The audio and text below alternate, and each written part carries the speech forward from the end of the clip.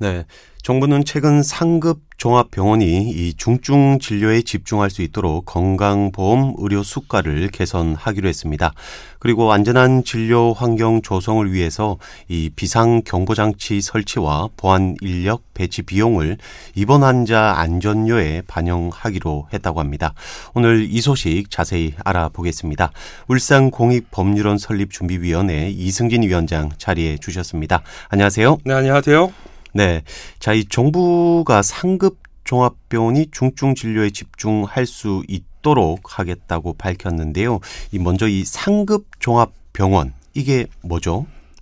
우리나라 의료기관은 크게 의원과 병원, 또 종합병원과 상급 종합병원으로 이렇게 나뉘는데요. 상급 종합병원은 의료법에 따라서 보건복지부 장관이 지정할 수가 있습니다. 이 상급종합병원 지정 요건으로는 20개 이상의 진료 과목을 갖추고 또 각 진료 과목마다 전문의를 둬야 한다는 조건이 있고요. 또 하나의 특성은 전문의가 되려는 사람을 훈련시키는 기관, 그러니까 의과대학이 되겠죠. 네.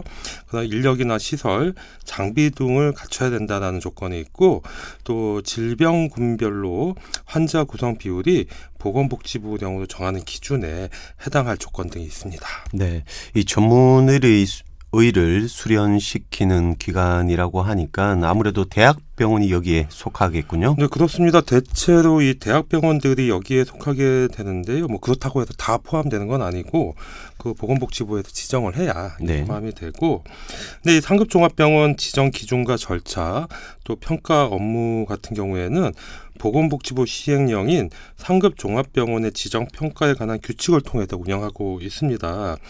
현재 정부는 43개 종합병원을 지정해서 운영하고 있는데요.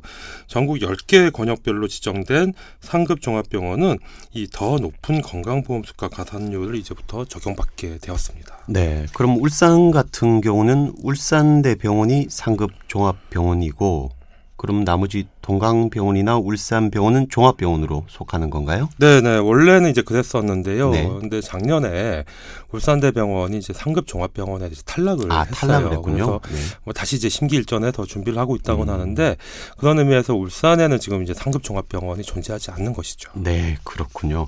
자, 그럼 이 상급 종합병원은 더 높은 건강보험수가 가산율을 적용받게 된다고 했는데 이 상급 병원일수록 진료비의 본인 부담이 이제 그만큼 높아진다는 겁니까? 네, 맞습니다. 환자가 의원, 그러니까 우리가 주변에서 쉽게 찾아볼 수 있는 이 개인 병원이라고 하죠. 네. 이곳에 이제 외래로 이용하면 본인 부담이 진료비의 30%고요. 그 윗단계인 병원으로 가면 40%, 또 종합병원은 50%, 또 상급 종합병원은 60%를 부담하도록 되어 있습니다. 네, 그렇군요. 자, 그러면 우리가 어떤 질병이나 상해로 의료기관을 찾았을 때 각각 뭐 얼마나 부담하게 되는지 좀 예를 들어주시겠습니까? 네, 같은 진료를 기준으로 이제 의료 수가를 따져보면 이제 보건소를 이제 우리 1만 원으로 정했을 때 네. 일반 의원 같은 경우에는 1만 1,000원, 또 병원은 1만 1,500원, 종합병원은 1만 2,000원, 상급 종합병원은 1만 2,500원과 같이 증액이 되는데요. 네. 결국 환자가 같은 질병으로 또는 상해로 상급 종합병원에서 진료를 받으면 의료 수가와 본인 부담률이 높기 때문에 더 많은 부담을 이제 해야 되는 것이죠. 네. 자, 그런데도 그 상당수 환자들은 또 큰 병원을 선호하고 있고 또 이번 정부에서 특진비가 이렇게 사라졌기 때문에 이 상급 종합 병원, 아무래도 큰 병원 쪽으로 더 많이 쏠리는 것 같습니다. 네네. 자, 그럼 이런 문제를 해소하기 위해서 이번에 수가를 조정하겠다, 뭐 이런 겁니까? 네, 그렇습니다. 이 정부 발표 내용은 말씀처럼 이 의료 전달 체계 기능 정립을 위한 수가 개선 사업인데요. 이거는 작년에 발표했던 의료 전달 체계 개선 단기 대책의 이제 후속 조치라고 보시면 됩니다. 네. 작년 방송에서 한번 다루긴 했었는데요.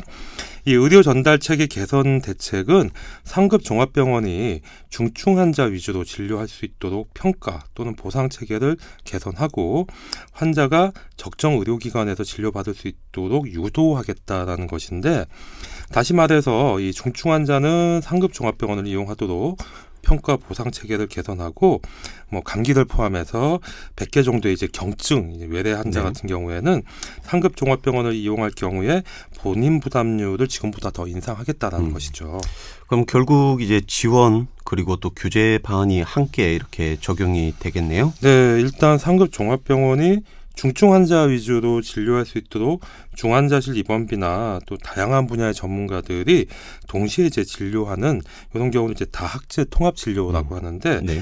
이런 이제 진료비라든가 또 입원 의료의 질평가 지원금을 인상해 주기로 했고요.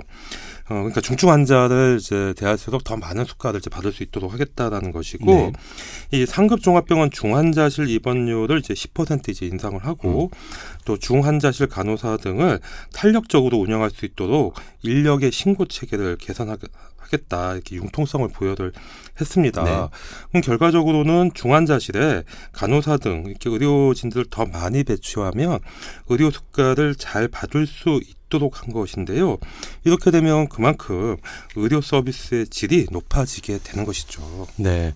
자, 그러면 뭐 상급 종합병원에서 이제 주로 이렇게 진료를 하는 뭐 희귀병 또 난치 이런 질환자들은 어떻게 되는 겁니까? 네, 이 말씀처럼 희귀병이나 난치병 질환자들은 이 중증 환자를 이 다분야 전문가들이 동시에 진료하는 경우들이 네. 굉장히 많습니다. 아까 말씀드린 것처럼 요거를 다학제 통합 진료라고 하는데요. 이런 진료를 이제 활성화할 수 있도록 수가를 좀 더 인하하기로 했고요. 네. 상급 종합병원이 중증 입원 환자 위주로 운영될 수 있도록 의료의 질, 등급에 따라서 추가로 산정하는 이 평가 지원금도 함께 인상하기로 했습니다. 네. 그러니까 예전에는 이런 상급 종합병원들이 그 감기 같은 이런 경증 외래 환자를 받아서 특진비를 청구하고 또 수익을 이렇게 만들어내는 경우가 많았었는데 이번 정부에서 특진비를 없애고 또 중증 환자들에게는 좀 적절한 그런 의료 서비스를 제공하도록 이번 평가 지원금 체계를 바꾸겠다 이런 얘기네요. 네, 바로 그게 이제 핵심인데요.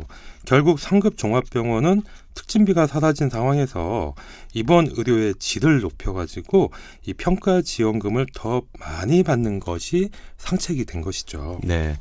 자, 그런데 이 환자 본인이 뭐 상급 종합병원에서 진료를 받고 싶다. 뭐 이런 경우도 상당히 많을 것 같은데 그럼 상급 종합병원의 경증 환자 진료는 뭐 어떤 식으로 억제를 하겠다는 겁니까? 이 상급 종합병원이 이 감기 환자처럼 이 경증 환자를 외래 진료하는 경우에는요, 이 외래 진료에 관한 평가 지원금과 가산료를 산정할 수 없도록 조치하기로 했는데 이렇게 되면 경증 환자를 진료하지 않고 중증 환자를 진료하는 기반을 조정할 수 있을 것으로 이제 보여집니다. 네. 자, 그러면 상급 종합병원에서 이 경증 환자의 진료 수가는 뭐 얼마나 되는 겁니까? 이 정부 방안대로 이제 조치를 하게 되면 이 경증 환자 진료 수가는 진료비 본인 부담률이 상급 종합병원 아까 60%라고 네. 했잖아요. 이거를 100%까지 조정하게 되는데 일반 의원에서 감기 진료를 받으면 30%면 부담하면 되지만 상급 종합병원에서 진료 받으면 100% 전액을 이제 부담하게 되기 때문에 환자들도 합리적인 판단을 할 수 있도록 유도하게 되는 것 같고요. 결국에는 이번 조치를 통해서 경증 환자는 집에서 가까운 의원이나 병원을 이용하고 중증 환자는 상급 종합병원을 이용하도록 이 의료 전달 체계가 큰 변화를 맞을 것으로 보여집니다. 네. 이렇게 되면 뭐 동네 병의원들도 뭐 상당히 좋아질 것 같은데. 네, 그렇겠죠. 네. 자, 그러면 이 환자가 상태에 따라서 적절한 의료기관의 그 진료를 받을 수 있도록 시스템을 좀 잘 갖춰야 될 텐데 이건 어떻게 됩니까? 네, 그래서 시범적으로 운영되던 이제 진료 의뢰 해송 시스템이라는 게 있어요. 네. 이런 것들을 모든 상급 종합병원 의뢰에 적용될 수 있도록 전면 확대하기로 했고요. 제공되는 이제 진료 정보 수준에 따라서 수가를 1만 원에서 1만 8천 원까지 차등적으로 적용하기로 했습니다. 네.